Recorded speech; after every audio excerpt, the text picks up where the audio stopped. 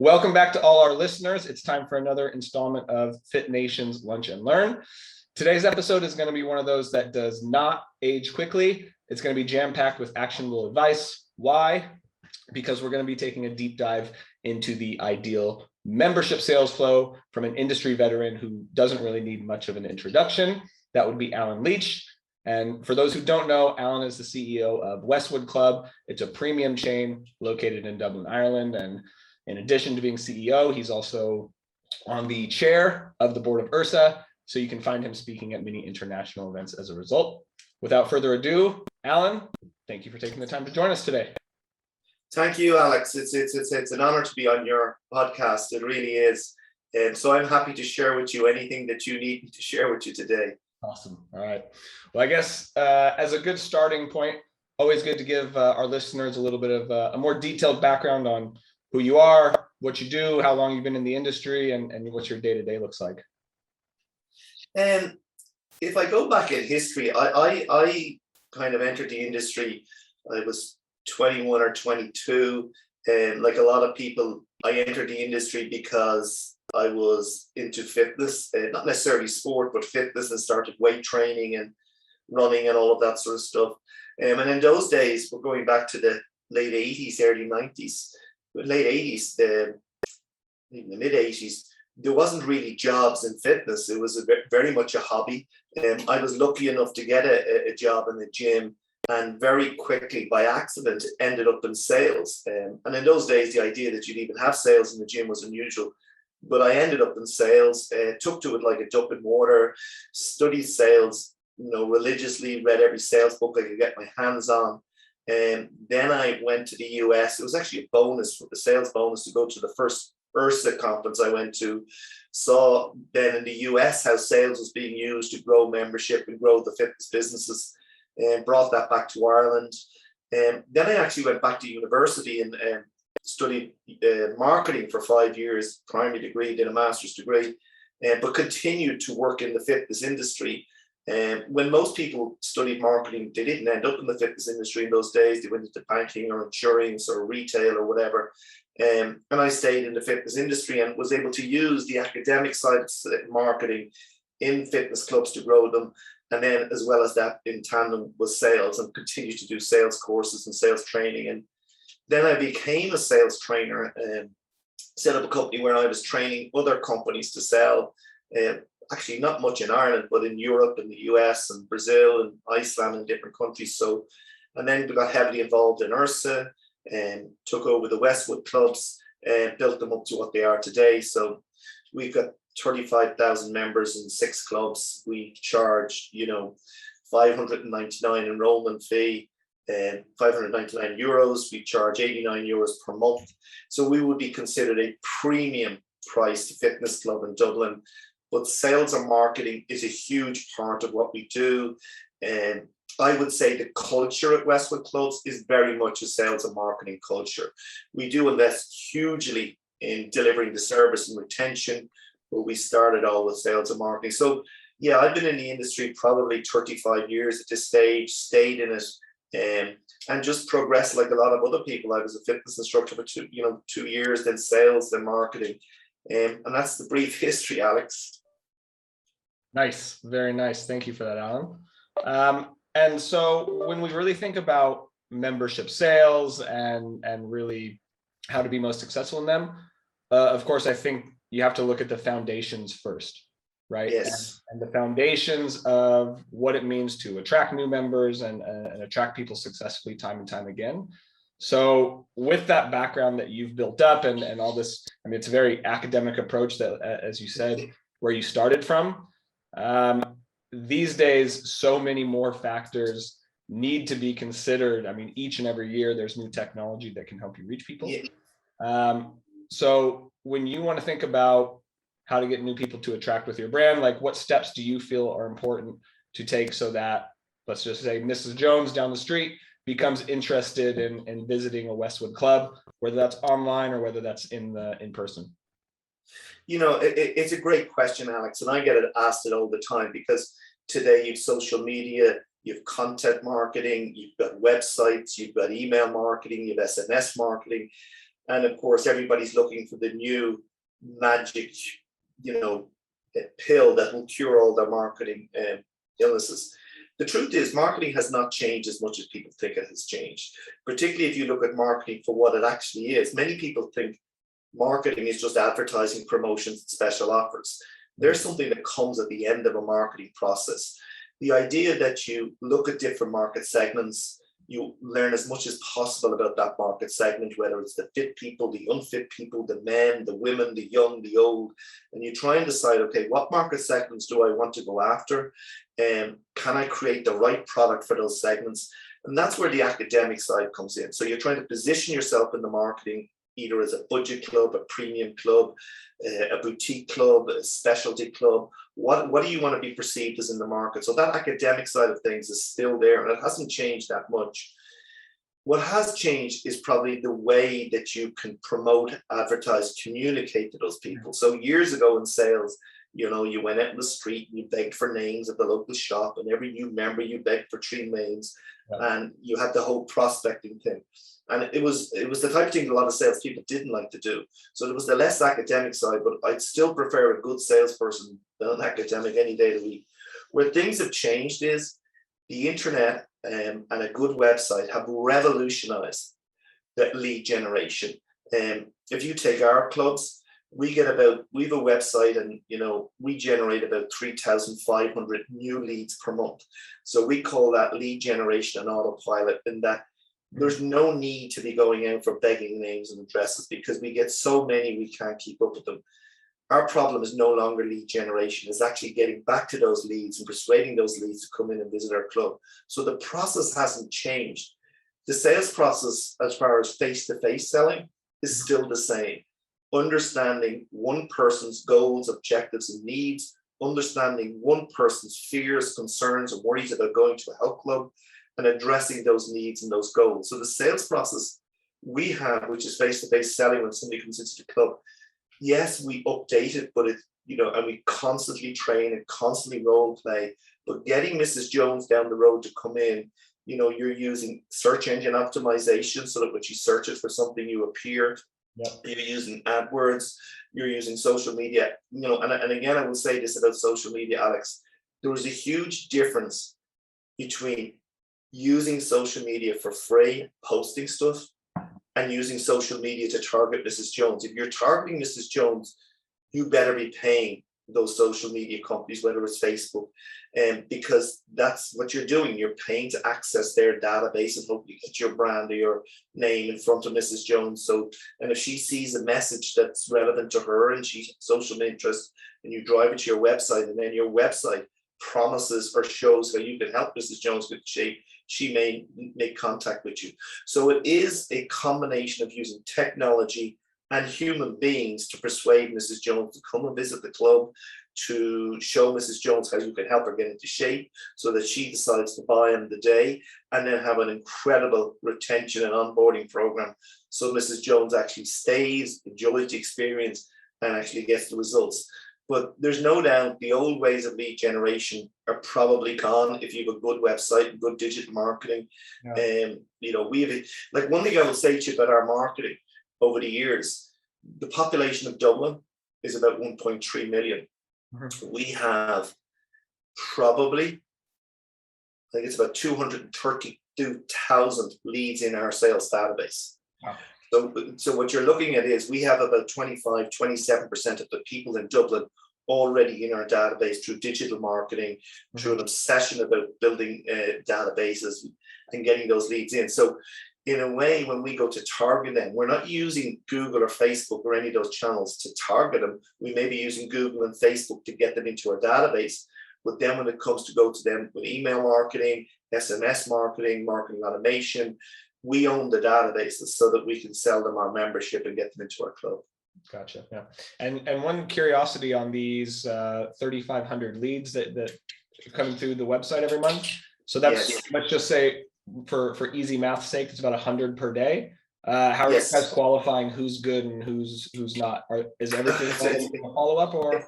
It's a great question, Alex. Mm-hmm. First of all, because we do a huge amount of sales training, and I do the sales training myself. And I always say to salespeople, because sometimes they feel, well, how hot are these leads? And I always say the same question.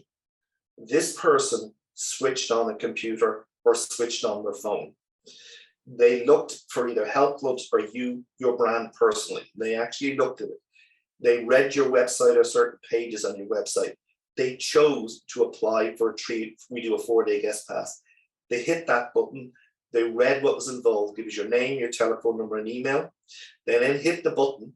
Okay, they can come for free for 3 days or 4 days. Yeah. They know that a message comes up, we're going to contact you to arrange for you to come in. So in my book, there's no need to qualify them anymore. This is somebody that has done that. It's not like they went and said, I did it for a golf club, I did it for opera, I did it for dog grooming. And they did this because they had some level of interest in your product.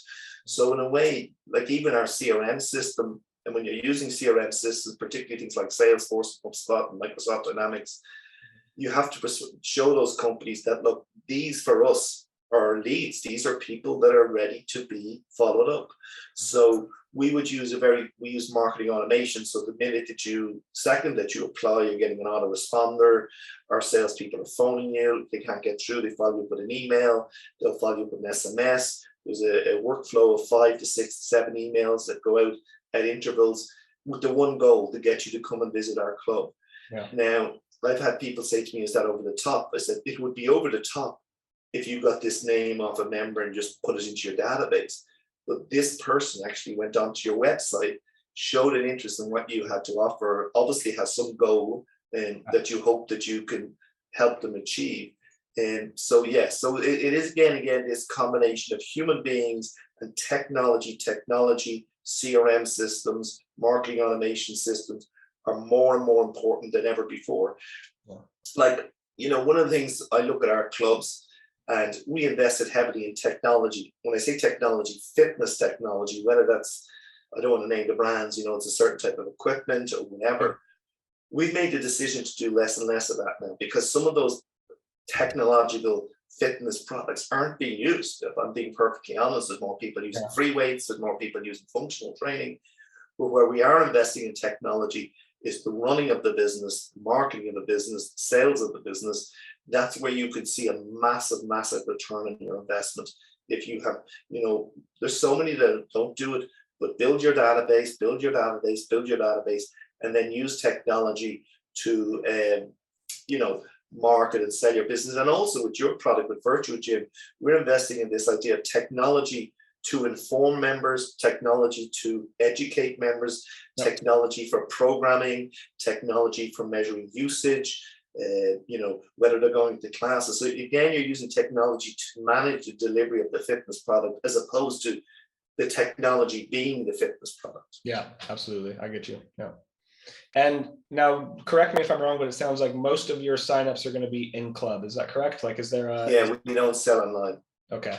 Now, from an industry perspective, do you think, that's as a premium club, I think that's the right model. But do you think, for like, say, a budget chain, do you think there's a healthy split between online versus in-club signups? I do a lot of consultancy with clubs, and when they hear what we do in sales and they say, look, can you do the same for us? And I always ask them how much they charge because, one of our clubs is 11,200 members. Okay, it's a huge club, hugely successful. And when you have a club like that, you can afford to have a general manager, assistant manager, 2 or 3 duty managers, gym managers, sales manager, 5 sales staff there. And you can do that.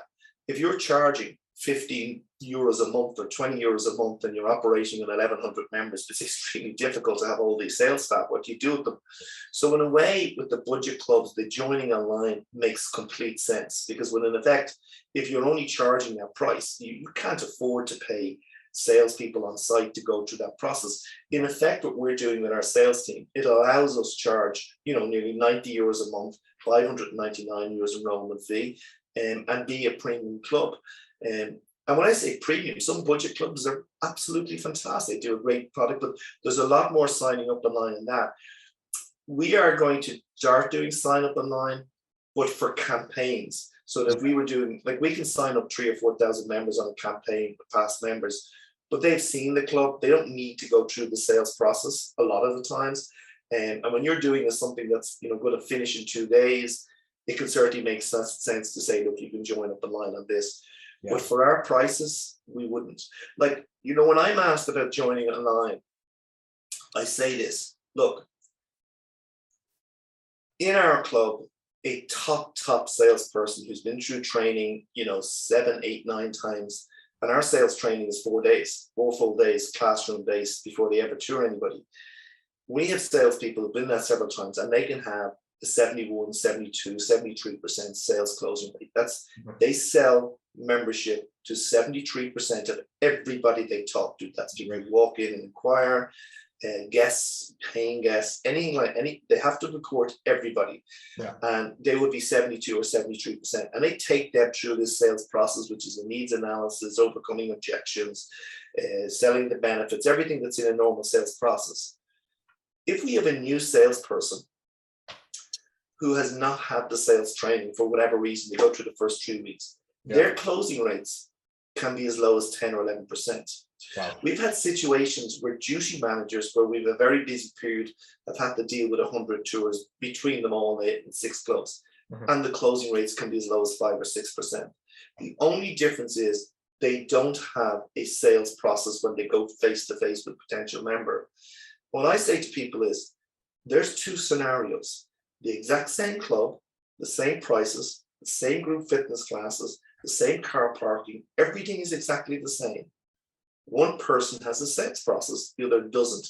Now, imagine you sold online. If you sold online, do you think you'd honestly sell 70% of the people that look at your website? You simply wouldn't. It would probably be less than the worst salesperson in your club. Yeah. And I'd say that. So that's for us when we're charging the prices that we have. And it goes back to the old days, that people who tried to sell on the phone, when it started to be recorded, you'd see, oh, I got one on the phone yesterday, but you didn't tell us about the other 25 that you gave the prices to that you never saw again. Yeah. So there's no doubt some of the bigger chains and the budget chains, and that it suits them to sell online. Here's the price that you want to know. And I can tell you this, Alex, because I speak all over the world, this debate has been going around for a long time. And you will have some extremely intelligent people who know the business inside out and say, you have to give the prices and you have to sell online. And they've changed their mind 2 or 3 years later and said, look, but for us, that's the model. We are very much a sales-driven organization. One goal in our digital marketing is to get somebody in front of a membership person. Great. All right. And so once you do get them in front of that membership person, can you give us a walkthrough of what that what that membership sales rep is expected to do from the training that you've given them? Yeah. Not going to go too many Westwood secrets here. No, it's fine. Look, I always laugh at it when I'm on stage and people say, why do you give away so much secrets? And I say, look, I can tell you this: if there's 1,000 people in the audience, there might be 2, 3, 4 that'll think it's great. The rest will never put in the work to actually get a system ingrained. You need to internalize that system into your organization. That means having a sales system. That means training and the use of that sales system. It requires a very strong sales manager that ensures 365 days a year that sales system is being followed and being used professionally. And then you need good salespeople that are well rewarded and well trained. So all of those things have to come together. It's not just having a sales system, but to explain the sales system. So somebody will either walk in, be booked in for a tour, will have applied for a complimentary 3 or 4 day guest pass, may come along with a member, and every single one is met by a membership person. Now, we don't say we're getting sales to look after you. They dress not like salespeople. One thing I will tell you, and it's not always in line with everybody else, is every one of our salespeople, Alex, is great fitness knowledge. They've either got, sports science degrees, and they can be personal trainers. There's a few that are just into their weight training, the bodybuilding. They really know. So they have to know about nutrition. They have to know about training. They have to be able to explain to Mrs. Jones. And I love that example that you say, Mrs. Jones. We call them Mrs. Byrne. That what if Mrs. Jones came in? And so that's the first thing. The number one goal in any sales process for our salespeople is to use build rapport, and put somebody at ease. So we spend a lot of time on our sales staff getting across to them, look, the average person, this is the most intimidating experience they're ever going to have. It is intimidating, it's frightening, it's exposing, it's embarrassing. They've probably taken 2 years to pluck up the courage to even come into the club. And so it's very intimidating. So the first goal of any salesperson is to put somebody at ease, to reassure them that the average person that comes to a health club like ours is just like you, never trained before. And we use statements like that. We'll say, look, Mrs. Jones, just to give you an idea about Westwood Club, 92% of the people that come to Westwood Club have never trained in a fitness club before or a gym. They're absolute beginners. They range in age from 2 years of age up to 98 years of age. People come in to lose weight, to get fit, to tone up. So they actually tell them, this is what people come for. Can I ask you what it is that you might be interested in? So we go and try and find that number one goal. And so there's a general conversation outside of putting it at ease, relaxing, building that rapport, you know, the usual building rapport, you're living nearby, you work nearby, and a lot of questions, and get that person to open up. And then when they're ready, that might be 2, 3, 4 minutes, they move to a sales office. Again, you'll hear debates about should you have a sales office, not. We have them in all our clubs. Our sales office are the center of everything, where a potential member or a potential client, and same with personal training, can speak privately about her goals, her fears, his objective, whatever it is, and put them at ease. Now, obviously, if you said to somebody when they walked into the door, I'm inquiring about membership, you say, oh, come on into the sales office and I'll try and get you to join. That would be ridiculous. So when they go in there, our sales process, 80% of it or 85% of it happens in that office before they tour the clubs. I mean, they cover every base. Have you trained before? Are you a beginner? How much weight would you like to lose? Where do you want to lose that weight from? Do you want to tone up? Is fitness important? Do you have any injuries? And they really go through it in detail. And before they tour, they will show you how to get in shape. Look, Alex, if you're really thinking about losing 10 kilos and you want to get fit, Alex, ideally, here's how you would do it. Because if we have people then that are shopping clubs, we can say, look, Alex, I know that you're going to see FlyFit and it's a fabulous club and you'll get great results there as well. But what I'd like to do is just show you what you need to do if you really want to get those results. So I will talk to you, Alex, about, look, if you want to lose weight, you're probably going to need to get to the gym 2 or 3 times a week for maybe 40 minutes a session, start up nice and easy.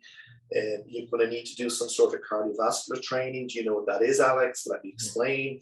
We need to do some resistance training to tone it. So we will go through. That would form maybe a 4-minute part of the sale. So you've gone from this person, Alex, being nervous, intimidated, shy, to being relaxed, to feeling a little bit more comfortable, that maybe this is what you want. You're now starting to see that we're serious about getting you in shape. We know what we're talking about. And then it's only then when you bought into that, we will then talk about what we do. Look, Alex, if you were thinking you're coming to Westwood Club, and there's lots of clubs you can go to, let me tell you how we put that together. And we talk about, we were very good onboarding. We do a 6-day personal training plan for members where they get to meet with a personal trainer 6 times. And then we do that. And the truth is, our clubs, like our big club, is a 50-meter pool, a 25-meter pool. You know, you've got 8, 9, 10 tennis courts. You've got 5 or 6 studios. You've got a huge gym. You've got a ladies-only gym. You've got kids fitness. We don't rely on that to sell it. We rely on that as the icing on the cake. But what we're hoping is that before we tour them, they were already blown away. And this is a professional club. And then they would tour them. At that stage, everybody's feeling relaxed. They bring them back to the sales office. They present the prices. And we have a very sophisticated closing technique that I share with people. But again, our goal in our sales process is, and all the people, the sales people is trained to say, look, we charge $5.99 enrollment fee. We charge nearly €90 a month for membership. You've got to do this sales process as if it's 1,500 enrollment fee and it's €170 a month for membership. And if you do your sale rule as if that was the price, when you come to the price, it won't be an issue. And it rarely is ever an issue, to be honest with you. Okay, that's the short version. Yeah. And I like the fact that you're doing some exchange of value before they've even handed, any card details, before they've even seen the clubs, so that even if they decided to walk out of there and ultimately they maybe didn't make a decision or that, you were still interested in their goals and the root causes of this at the very beginning, right? But I think that's Yeah. what probably helps the conversion rates remain high, is because that is clear early in the process. It's not just One of the things that we do is, look, obviously you do need to create urgency. I mean, people have put off getting in shape for 4 to 5 years. And it's no big deal for them to delay another 2 or 3 days. The problem is that if you don't create urgency, because we are a business, we're trying to compete with competitors, we want them to join our club, is if you don't create urgency and that person, I say this to the salesperson, if that person leaves, you think they're going to go home and analyze everything. They're not. By the time they get back to their car, the babysitter has rang to say that she won't be there in time. The husband has said, I won't be home in time. Your boss is saying, where are you? Then you're trying to say, oh, I need to book that holiday. And by the time they get out at the end of the car park, they've forgotten that they've done enough. Yeah. So, but 99% of our sales process is very much geared to one person and what they would like to achieve and how we can help them. And we reassure and reassure and reassure. Yes, when you're in sales, you are moving from being very empathetic, understanding, but at the end of the day, at the end of that sales process, you're doing that so that someone buys your product. Yep. And so what would you say is the typical follow-up cadence for you guys when that person does walk out the door without signing up on the spot? As a side question to this, before I guess we get into that one, do you guys have do you know the ratio between the people who sign up in the gym that day versus the one who come back later? That's a great question. And, I'll give you a little bit of history. When I took a Westwood club, when a salesperson, which they weren't trained or anything like that, would tour somebody, they had 2 weeks. If that person came back in 2 weeks, they got the commission. Okay. Today at Westwood, if I tour you, Alex, and I go to the bathroom in the middle of the sale, and somebody else signs you up, they get the commission. And the way we are is, you get them today, you tour them, and they get good commission. And they're great salespeople. They get up, I says, if they come back tomorrow, you don't get that commission. In fact, I say to the salesperson, don't ever admit that you had them the day before, because then we're going to say, how did you get it wrong yesterday? So the goal of the sale is first visit closing, first visit closing, first visit closing. So when you ask me about the cadence of follow-up, yes, we use technology for follow-up. So we've got our CRM systems, and literally what will happen is it's all automation. If you don't join today, the CRM system will know that. I think it's within 6 hours, or maybe it's next morning, you would text saying, lovely talking to you, Alice. Really enjoyed the chat. I know this is not the right time for you, but if you ever decide to start, give me a call. I think that goes out in an email, there's text as well. So that we're using technology more, because the problem is when you're dealing with the numbers that we have, if they did all the follow-up that you hear industry veterans talk about, they would do nothing else. Yeah. But having said that, I've had salespeople work for me, and some of them are top people, have been through the training so much time. And I say it, if they don't get you on day one, do you honestly believe that a telephone call following up 2 days later is going to get them? You're never going to have them as motivated as that time in front of you. So we have kind of followed this system, first day closing. We will give you all the training, the role play, the support to do that. And now the problem is some of my salespeople then go on to competitors and they follow the same system. But we use technology then. And CRM marketing automation do the follow. They do make maybe one call, but we don't do this anymore of phoning you 6 times when you didn't join. Because we'd rather say, look, we've given you the absolute best sales presentation, we've discussed it with you, we've shown you how we can get results, we've done all that, and if after all of that you decide that then some do come back, but then we'd rather move on to new people that are in our database, this 100 people a day coming through. Like literally these leads are coming in when we're closed, when we're in bed, we come in the next morning. Let's follow them up and get better at that. Get better on the telephone, get better with technology. So when Alex applies for a 4-day guest pass, he gets busy. But if I follow up with a text, I've been trying to phone you, would you like to come in? Just some emails, here's 7 reasons to use your 4-day pass. Here's what's going to happen on your 4-day pass. Don't worry, Alex, I'll be here in reception waiting for you. And if you've never trained before, all of this is in the technology. So we're using that, and that's having a huge impact, huge. And the amount of people that are emailing us back, oh yeah, I didn't make it, sorry, can I come in at 7? Now, if you're a smaller club and you don't have that number of leads coming in, yes, you can really be on the phone. But We don't do a huge amount of follow-up manually anymore. You just find that it was just taking a huge amount of time, and For not the right reward. people have moved more to SMS and everything, and can work just as well. Yeah. So I guess, from the crux of this is really about delivering that incredible person face-to-face sales experience. Yes. If you think about that sales training for those really good ones who you say are in the 70s versus the ones who are not so good, who are in the 10s or 15s, right? Like, what does that 50% gap mean for you guys on revenue per club? Then huge. And then if you lose them that day after, there's a huge gap between those who sign up on day 2, 3, week 3, 4, 5, whatever it's going to be. So it's really about capturing that intent.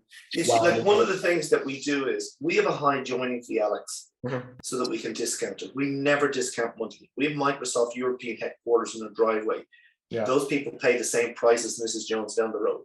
Yeah. But we do have a high joining fee that we can use as an urgency to people. And one of the things, it's a great little technique I came up with years ago, and it works really well. But if you come in on a complimentary 4-day pass, and you're only ever allowed to use once, we do the full sales process. We look at it as an opportunity to present you what we do. And it's a really cool thing that the 4-day pass is 4 consecutive days. And we say to you, Alex, okay, look, at the end of the sales process, we say, oh, look, by the way, we do have so we have different techniques. We say our early start incentive program, because we know a lot of people, tend to put this off about really starting an exercise program. And the salesperson will say it just goes from head office. So we'll say to you is, on the first day, if you decide to enroll in the 4-day guest pass, the joining fee is reduced from $599, I think, to $125. Second day, then it jumps to $350, $450. So in a way, you're saying to somebody, it has to be presented well, so that it's properly branded, and this is just a program that's on at the moment. So really, in effect, is if you're really keen, why would you put it off to day 3? Now, what would happen, Alex, is somebody would come in on day 3, and years ago, the salesperson would give them the day 1 price. And I would say that needs to stop.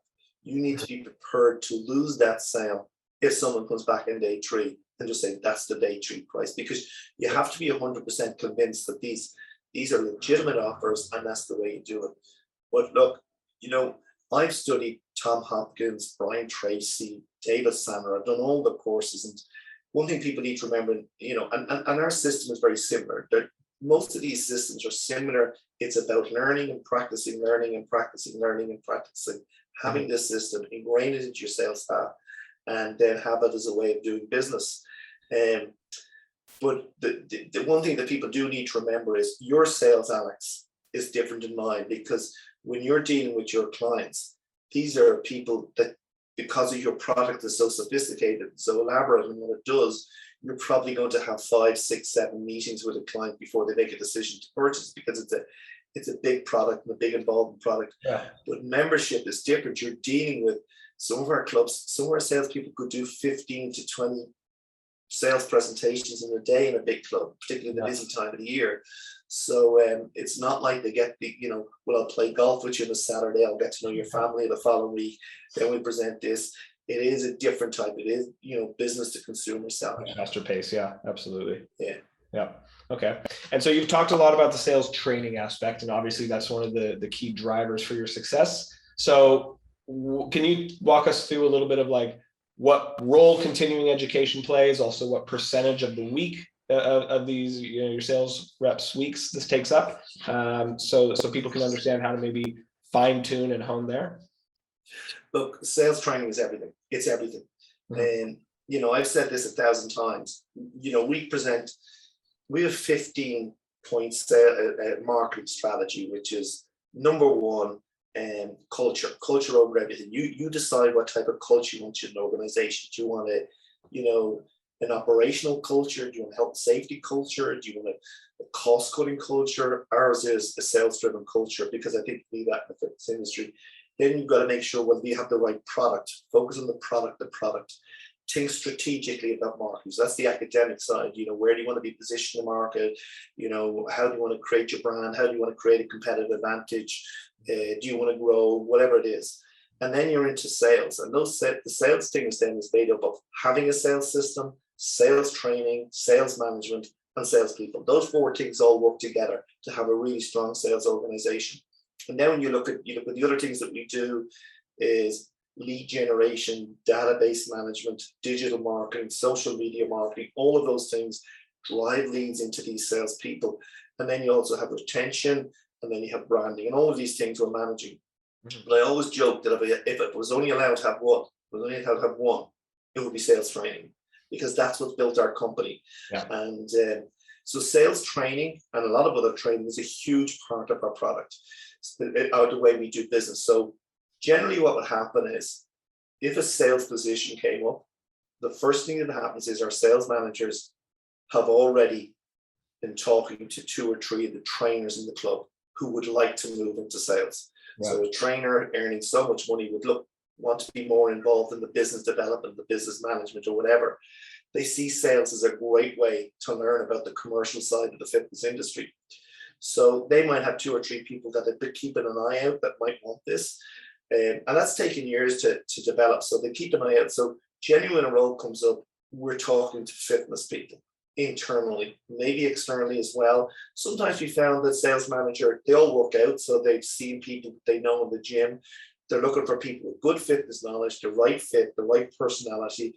We don't want anybody, this sounds strange for sales, that wants to be the best every month, because that could just cause conflict. We want someone that fits in with the sales team, knows they're going to make great money, has the potential to become a sales manager down the road, can make really good money. So they know what they're looking for. I usually do final interviews. But so what happens then is, when they get that job, they go to sales training. And that sales training is 4 days before they start. So what's actually happening is, because we have 6 clubs now, we could have times where there's 2 or 3 starting. Yeah. We've got a little bit busy recently where people that never happened before, where they could end up in sales for 4 weeks without training. That never really happened before.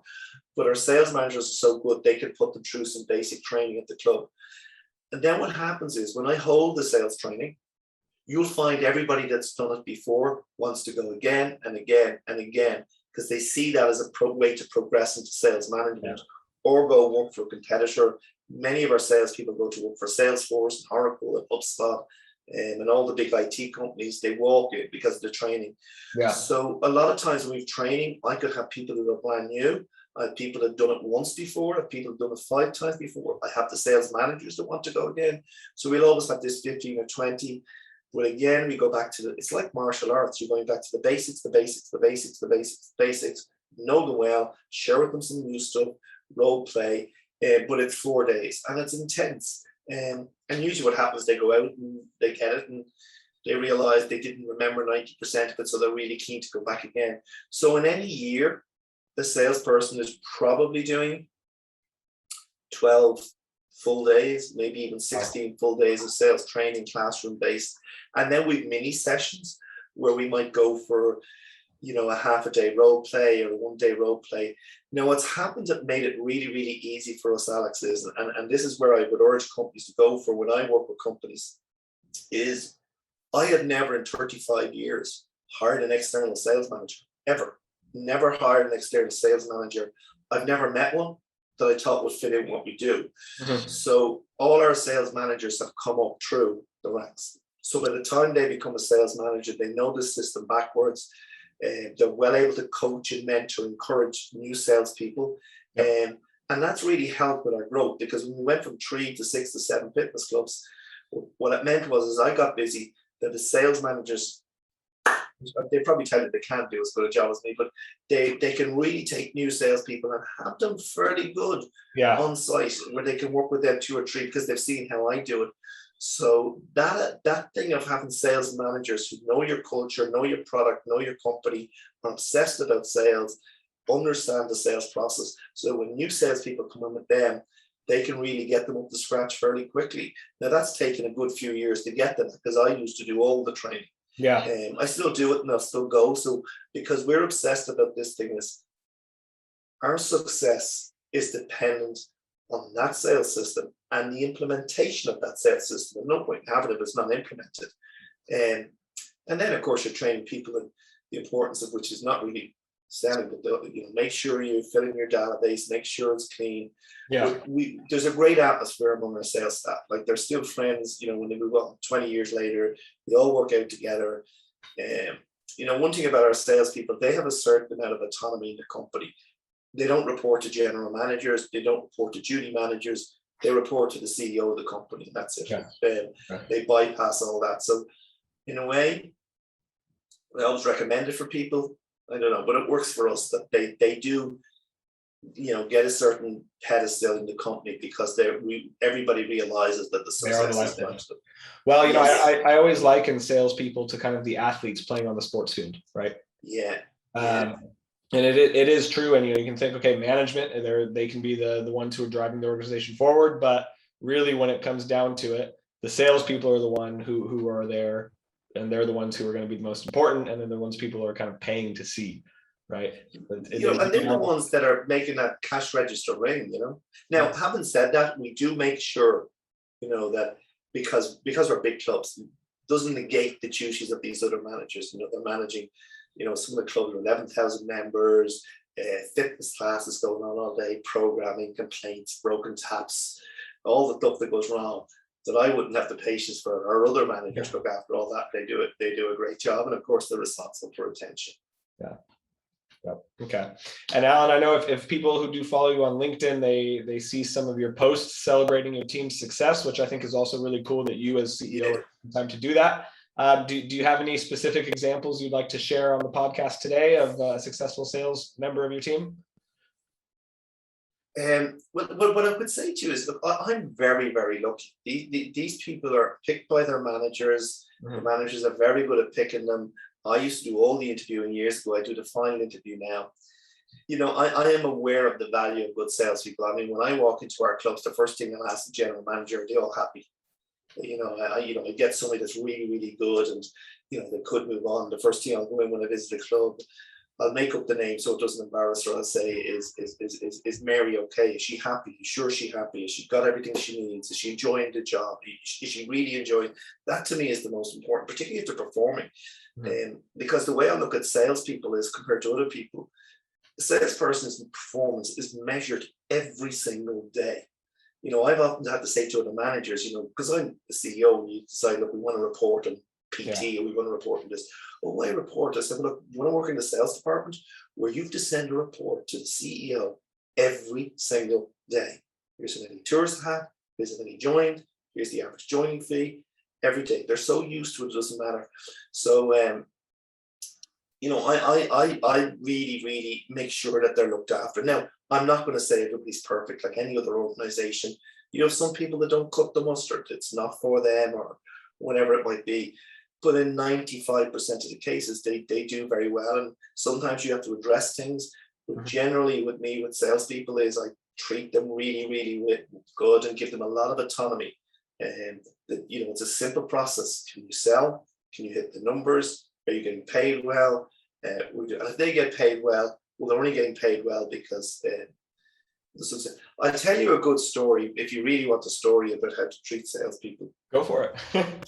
And I had a guy, I always get embarrassed when I tell this. He worked for me many, many years ago in a different company. And he was a bit of a joker or whatever, right? He was very young. He'd come out of work experience at one of the colleges.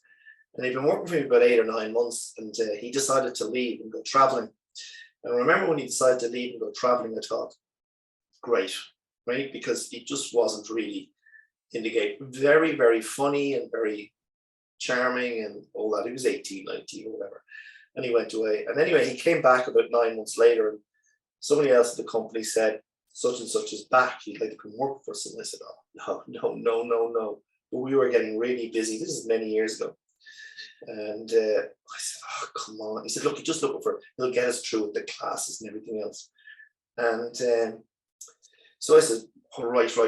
I relented and we took him back in. This is a true story.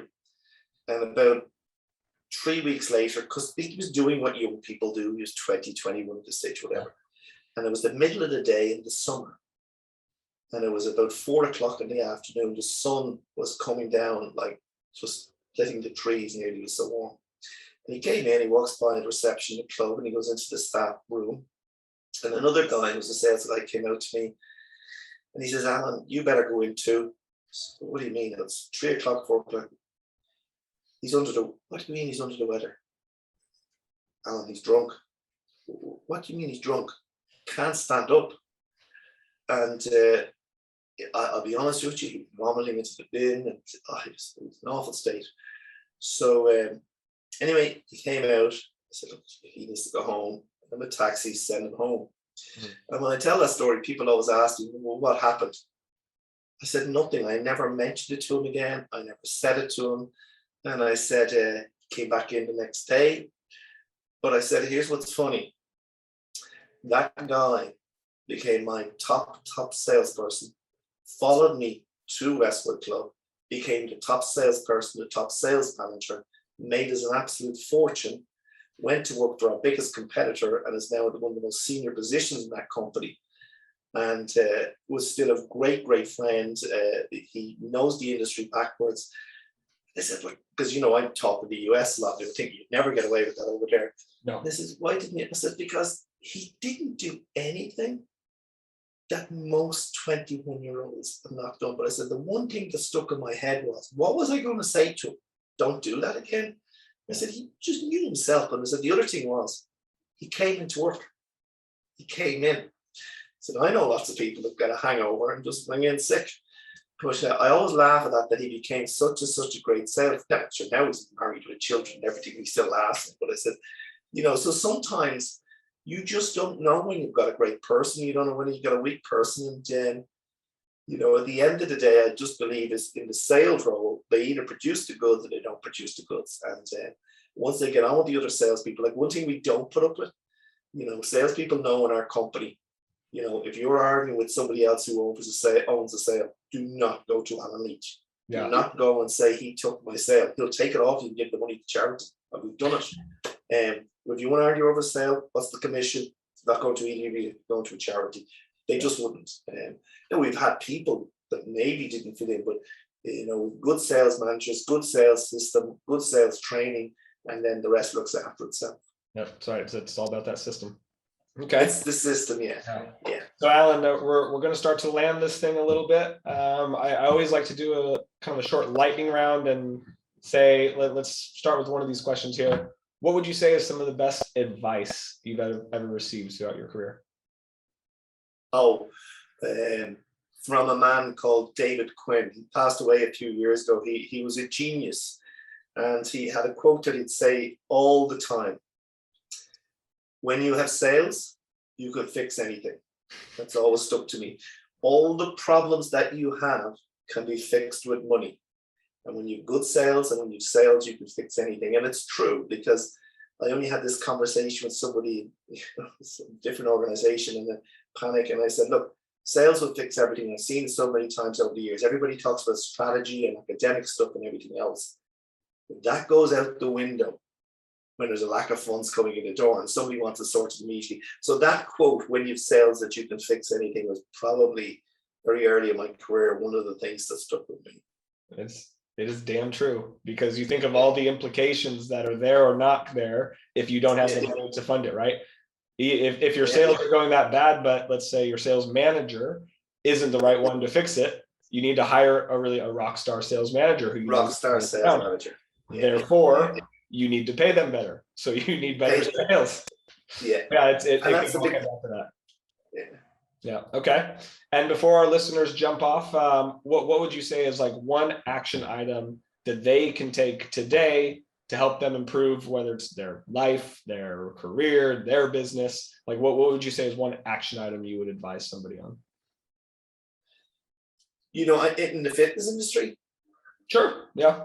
I think in the fitness industry is the realization that we are a sales industry. You've got to understand that we're a sales industry. You may get away with it for a short period of time because you don't have competitors or you've got a great location, but that can be short-lived. Yeah. At the end of the day, the fitness industry is a sales industry. You've got to sell the product. Now, whether you do that online or whether you do it face-to-face, but it's no different in any industry. Every product needs to be sold. Yeah. I think in the fitness industry, whether you're a personal trainer working on your own, whether you've got 2 or 3 trainers working for you, whether you're doing the influencer rate and, training people online, whether you own a fitness club, whether you own a chain, or whether you've got 100 clubs, the most important, I think most of them do realize this, particularly young people coming in, the days of this just being a hobby is no longer enough. You've got to professionalize what you do. You've got to professionalize what you do. It happens in the motor industry. It happens in the food industry, in the retail industry. People look and say, look, professional sales, professional marketing, professional management, professional finance, they do it professionally. Yes, people have a vision to come out with something really new, but there comes a stage, whether you're on Silicon Valley or whatever else, where the people come in to professionalize that and make the most out of it. So definitely investing in yourself and in your sales skills and your marketing skills will be without doubt one of the best things you can do in the industry. And look, you know, I'm older than you, Alex, but I've seen it over the years that people can end up in the fitness industry because they love it, which is great, but they can't hit a wall when they realize, well, this is how much a fitness trainer gets paid. And, you know, it may not be enough, but across the board, that's what they get paid. And I mean, the other thing I leave your audience with is that the good thing is that the fitness industry is booming, booming, booming. And particularly for us in Europe, and I say, look, you look at the US, you've got penetration rates of 21% or 20%, depending who you listen to. Yep. And then you come to Ireland, which is 10 or 11, the UK, whatever it is, 15 or 16. So the thing is that it is going to be a booming industry. It's a great industry to work in. There is no shortage of good positions for people who can manage a fitness business, grow a fitness business, open your own fitness business. But just to kind of give you some of the statistics, in 2009, the global health and fitness club industry was worth 67 billion. By 2019, that had jumped to 97 billion. That's a lot of revenue.